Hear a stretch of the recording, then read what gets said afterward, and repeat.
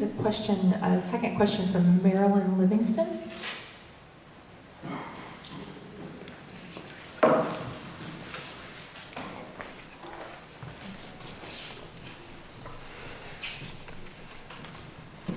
What changes can we expect to see for alternative energy, as wind or solar, for Texas in the near future?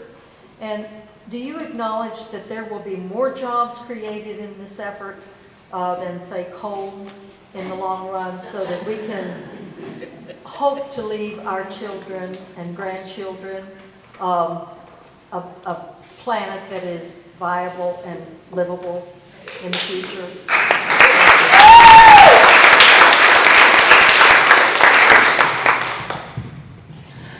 This response was June the 30th, 2016, from a press release in Washington. Mr. Radcliffe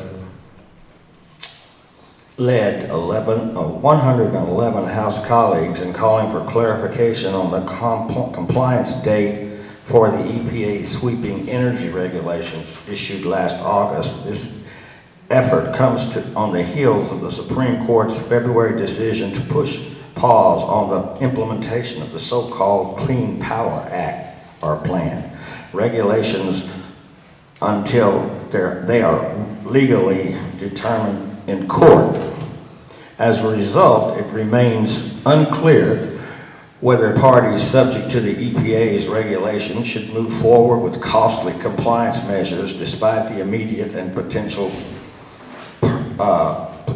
permanent hold on their actual implementation, or risk being penalized for not meeting deadlines and their legality is upheld. From the moment the administration released the so-called Clean Power Plan as a part of the president's radical agenda on climate change, it was clear these sweeping regulations would wreak havoc on hardworking families and businesses in Texas and throughout the country. It came as no surprise that the legality of these regulations has been repeatedly challenged, and it's simply unfair to leave Americans in the dark on whether the interim deadlines for compliance will extend in accordance with the Supreme Court's decision and to delay final implementation. I have been committed to combating the EPA's harmful regulations since they were announced by the administration last year. In September, I introduced disapproval measures in the House aimed at preventing skyrocketing energy costs and eliminating jobs across the country projected to result from this legislation.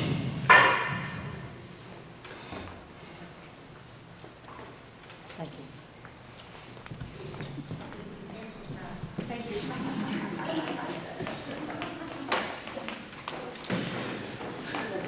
One of the things we talked about in that airplane ride was coal mining, and one of the things that I think is interesting is in our district there is a small amount of coal mining that takes place over in East Texas. It is very high in sulfur. It's very dirty.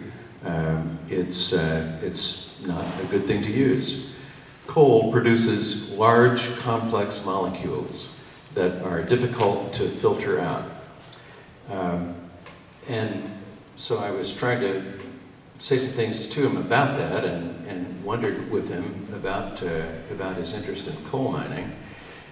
He was 100% behind the president in his effort to try to save coal mining jobs. It was astonishing to me that here are Republicans wanting to put protectionism into place when, with most other things, it's all about markets. And so what I said to him is, but natural gas is cheaper. It's cleaner. It's readily available. It's a part of the business in our district. No, he was interested in coal mining jobs. because that's what's on the president's agenda. Because he's 100% behind the president and the president's agenda. Boo.